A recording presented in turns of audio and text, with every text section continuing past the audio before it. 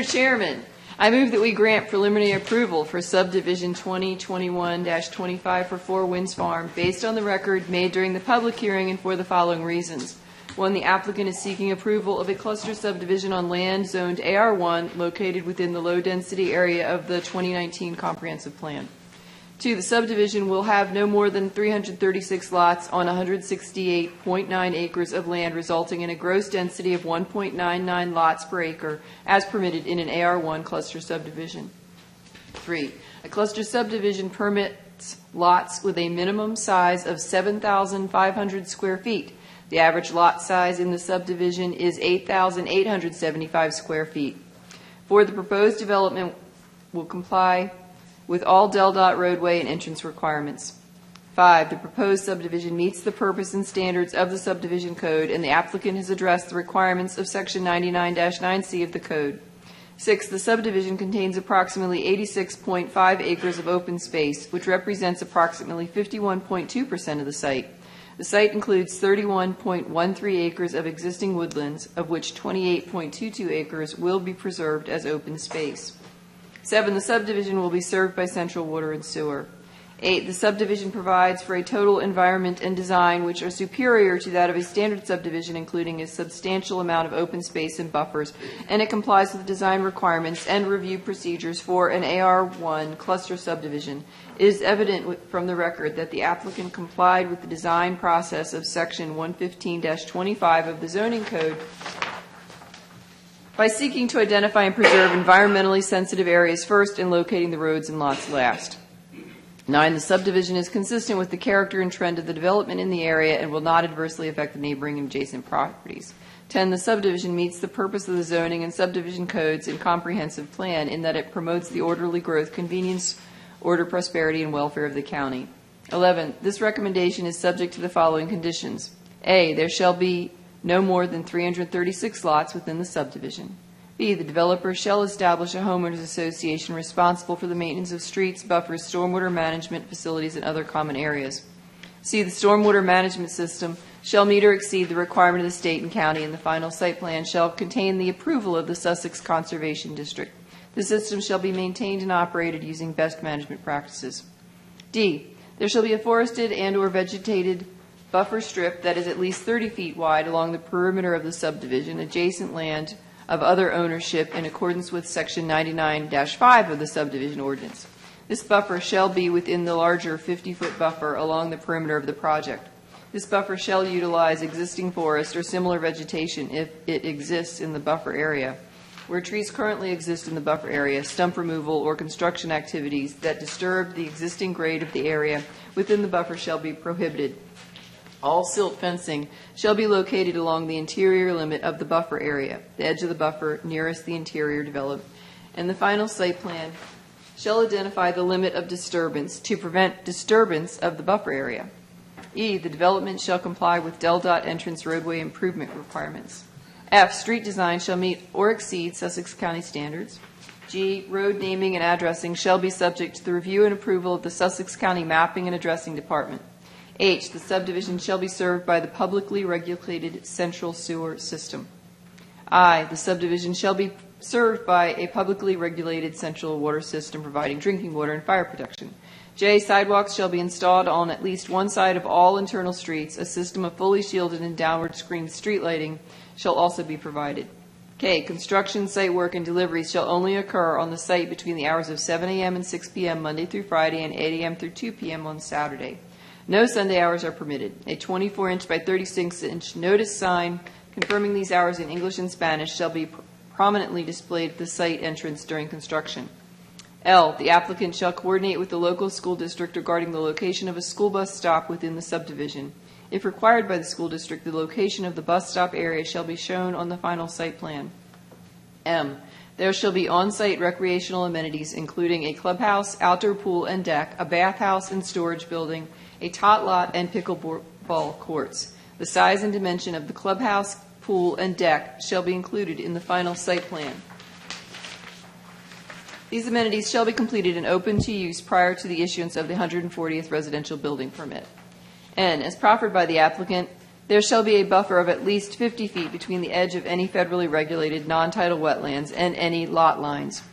There shall be a minimum disturbance of trees and other vegetation within these buffer areas. Required silt fencing shall be installed upland of these buffer areas using the edge of the buffer nearest the interior development to avoid disturbance. Construction activities within the buffer area shall be minimum. Any disturbance in the buffer area shall be indicated on the final site plan, and the limits of disturbance shall be indicated on the final site plan. O, there shall be a 50-foot setback from all lands used for agricultural purposes. P, the final site plan and recorded restrictive covenants shall include the agricultural use protection notice and a similar notice advising that lands nearby are actively used for hunting. Woo-hoo.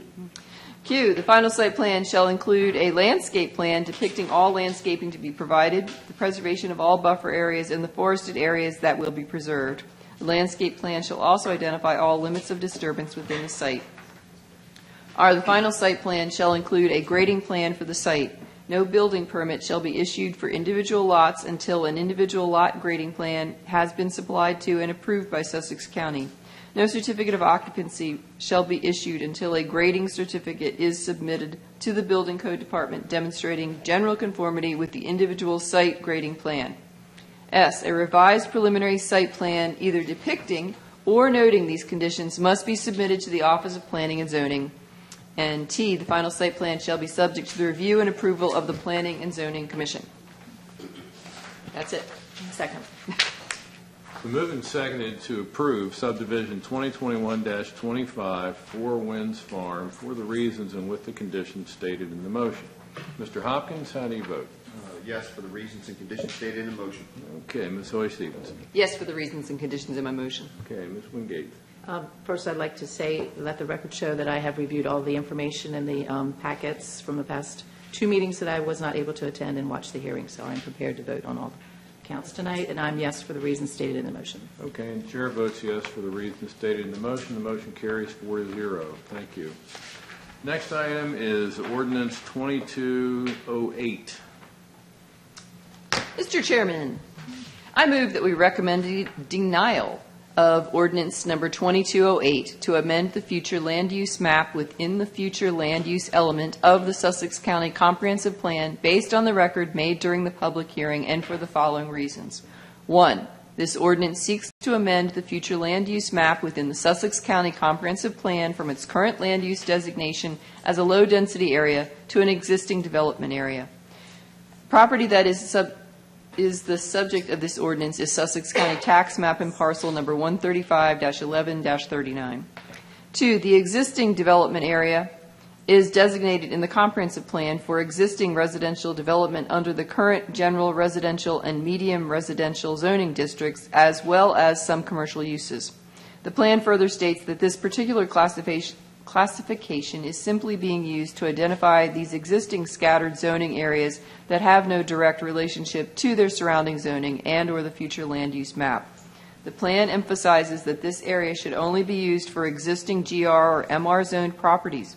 This property is currently zoned AR1, which is not permitted within the existing development area designation. The current low density area designation is consistent with the land's existing AR1 zoning. 3. The comprehensive plan also reiterates that the existing development area is limited to existing GR and MR land by providing that there is no intention to expand this land use classification. 4. Here, the land in question is currently zoned AR1, not GR or MR, although the applicant has also applied to amend the zoning to MR so that a multi-family conditional use can be developed on the property. This possible future zoning and use is not consistent with the intent of the existing development area, which is to provide a designation or existing GR MR land scattered throughout the county. Again, the existing development area designation is not intended to accommodate future rezoning of land in the county. 5. There is no dispute that the property is currently developed as a small manufactured home park that has been in existence for decades. However, it is situated upon land that is zoned AR1 and it was never rezoned to GR. As a result, it is a legally non-conforming manufactured home park. In other words, it is grandfathered as a manufactured home park on AR1 zone land. 6. Because this land is not currently zoned GR, general residential, or MR, medium density residential, and because the comprehensive plan states that there is no intention to expand this land use classification, this requested map amendment to add a new existing developing area or AR1 land is not appropriate. 7, for all these reasons, the proposed map amendment in ordinance number 2208 should be denied. A second. Okay, it's been moved and seconded to recommend denial of ordinance 2208 for the reasons stated in the motion. Mr. Hopkins, how do you vote? Yes, for the reasons and conditions stated in the motion. Okay, Ms. Hoy Stevenson. Yes, for the reasons and conditions stated in the motion. Okay, Ms. Wingate. Yes, for the reasons and conditions stated in the motion. And the chair votes yes. For the reasons and conditions stated in the motion carries 4-0. Thank you. Next item is a change of zone, number 1959, Charles E. Turner, Jr. Mr. Chairman, I move that we recommend a denial of change in zone number 1959 for Charles E. Turner, Jr. for a change in zone from AR1 agricultural residential to MR medium density residential based upon the record made during the public hearing and for the following reasons. 1, this property is also the subject of a request to amend the future land use map within the Sussex County Comprehensive Plan from its current designation as a low-density area to a new existing development area designation. The Commission has recommended denial of that change to the future land use map. 2, under the current low-density area designation, a change to MR medium-density residential zoning is not appropriate according to Table 4.5-2 of the future land use element of the Comprehensive Plan. The property is also surrounded by land with the low-density area designation. 3, there is no other land with an MR zoning classification in the vicinity of this property. In addition to the inconsistency with the future land use map, a rezoning of this property to MR would be inconsistent with the zoning and use of the surrounding area. 4, while there is some commercially zoned land on the area, that is primarily oriented to the Route 9 Gravel Hill Road intersection and Route 9 leading to Georgetown. There is no commercially zoned land in the immediate area of this property, particularly the northeast quadrant of the intersection. 5, for all these reasons, it is not appropriate to rezone this property to an MR medium-density residential zoning district. A second. It's been moved and seconded to recommend denial of change of zone number 1959, Charles E. Turner, Jr., for the reasons stated in the motion. Mr. Hopkins, how do you vote? Yes, for the reasons and conditions stated in the motion. Okay, Ms. Hoy Stevenson. Yes, for the reasons and conditions stated in the motion. Okay, Ms. Wingate. Yes, for the reasons and conditions stated in the motion. Okay, chair votes yes for the reasons stated in the motion. Motion carries 4-0. Thank you. Our next item is conditional use number 2320, Charles E. Turner, Jr. Mr. Chairman, I move that we recommend a denial of conditional use number 2320 for Charles E. Turner, Jr. for a 42-unit multifamily development based on the recommendations of denial for ordinance number 22-08 and change of zone number 1959, as well as the record made during the public hearing and for the following reasons. 1, this application is for a property that is the subject of a change of the future land use map from its current low-density area designation to a new existing development area designation and a change in zone from its existing AR1 zoning to MR zoning. The Commission has recommended that both of these changes be denied. 2, the rezoning and future land use map amendment are necessary to accomplish the multifamily conditional use for 42 units that is the subject of this application. 3, because the Commission has recommended a denial of both the map amendment and the rezoning, the Commission must recommend a denial of this conditional use. That's it. I second. Okay, it's moved and seconded to recommend denial of conditional use number 2320, Charles E. Turner, Jr., for the reasons stated in the motion. Mr. Hopkins, how do you vote? Yes, for the reasons and conditions stated in the motion. Okay, Ms. Hoy Stevenson. Yes, for the reasons and conditions in the motion. Okay, Ms. Wingate. Yes, for the reasons and conditions stated in the motion. Okay, and the chair votes yes for the reasons stated in the motion. Motion carries 4-0. Thank you. All right, the next item is the subdivision number 2021-34, Suncrest, formerly known as Marsh Homestead. Mr. Chairman, I move that we recommend approval of subdivision 2021-34 for Suncrest, formerly known as Marsh Homestead, based on the record made during the public hearing and for the following reasons. 1, the applicant is seeking approval of a clustered subdivision within the AR1 zoning district. The applicant is seeking clustered lots with a minimum area of 7,500 square feet. 2, the proposed subdivision will have no more than 41 lots on 1802 acres. This includes 36 lots that are within the permitted density of the site, plus 5 bonus density lots that may be approved under Section 115-25B3. Number 3, I do not believe that it is appropriate to approve the bonus density lots with this application. These additional lots overburden the area of this site that is proposed to be developed. This development is also in an area that is also already being developed at a significant pace, with all other nearing developments proceeding within the permitted density. This application should be treated the same, and there is no basis for approving these additional lots at this location. 4, the location is in the coastal area according to Sussex County Comprehensive Plan. The proposed subdivision is appropriate in this area according to the plan. 5, the applicant has adequately addressed the items set forth in Section 99-9C of the subdivision code. 6, the proposed development will comply with all Del-Dot roadway entrance requirements. 7, there will be a 30-foot perimeter buffer around the site. 8, the proposed subdivision contains approximately 7.748 acres of open space, which represents about 43% of the current site. 9, the project will be served by central water and sewer. 10, the subdivision is based on a design that is superior to a standard subdivision. The design includes a substantial amount of open space through an undisturbed forested parcel across Camp Arrowhead Road from this site. 11, it is evident from the record that the applicant complied with the design process of Section 115-25 of the zoning code by seeking to identify and preserve environmentally sensitive areas first and locating the roads and lots last. 12, the subdivision meets the purpose of the zoning and subdivision codes and comprehensive plan in that it promotes the orderly growth, convenience, order, prosperity, and welfare of the county. 13, this preliminary approval is subject to the following. A, there shall be no more than 36 lots within the subdivision. B, the final site plan shall confirm that approximately 43% of the site remains as open space. C, the developer shall establish a homeowners association responsible for the maintenance of streets, roads, buffers, stormwater management facilities, and other common areas. D, the stormwater management system shall meet or exceed the requirements of the state and the county.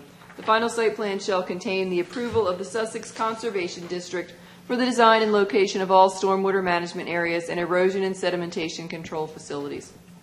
E, there shall be a vegetated or forested buffer that is at least 30 feet wide installed along the perimeter of this subdivision adjacent to lands of other ownership. The vegetation in this buffer shall comply with the planting and spacing requirements of Section 99-5 of the subdivision code. F, the land area that is separated from the remainder of this property and located on the south side of Camp Arrowhead Road shall remain in its undisturbed state as open space. G, the development shall comply with all Del-Dot entrance and roadway improvement requirements. H, sidewalks shall be installed on all internal streets with a connection to the Del-Dot multimodal path. A system of downward screen street lighting shall also be provided. I, amenities including a clubhouse, pool, and tot lot shall be constructed and open to use by residents of this development on or before the issuance of the 30th residential building permit. The final site plan shall contain details as to the size and location of these amenities. J, the subdivision shall be served by publicly regulated central water system providing drinking water and fire protection. K, street design shall meet or exceed Sussex County standards. L, road naming and addressing shall be subject to the review and approval of the Sussex County Mapping and Addressing Department.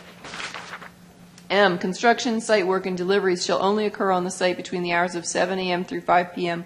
Monday through Friday and 8 a.m. through 2 p.m. on Saturday. No Sunday hours shall be permitted. A 24-inch by 36-inch notice sign confirming these hours in English and Spanish shall be prominently displayed at the site entrance during construction.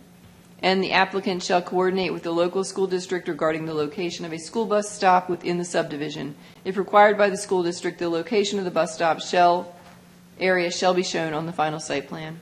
O, the final site plan shall include a landscape plan depicting all landscaping to be provided or preserved in all of the buffer areas. P, the final site plan shall include a grading plan for the site. No building permit shall be issued for individual lots until an individual lot grading plan has been supplied to and approved by Sussex County.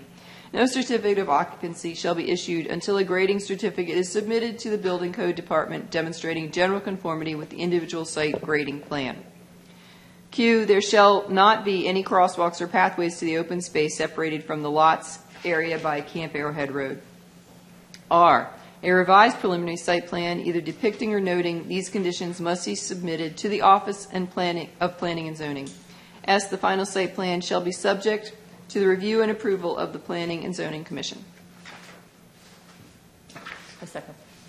It's been moved and seconded to approve subdivision 2021-34 Suncrest, formerly known as Marsh Homestead, for the reasons and with the conditions stated in the motion. Mr. Hopkins, how do you vote? I vote yes for the reasons and conditions stated in the motion. Okay. Ms. Soy Stevenson? Yes, for the reasons and conditions in the motion. Okay. Ms. McGee? Yes for the reasons and conditions stated in the motion. Okay. And the chair votes yes for the reasons and conditions stated in the motion. The motion carries 4-0. Thank you.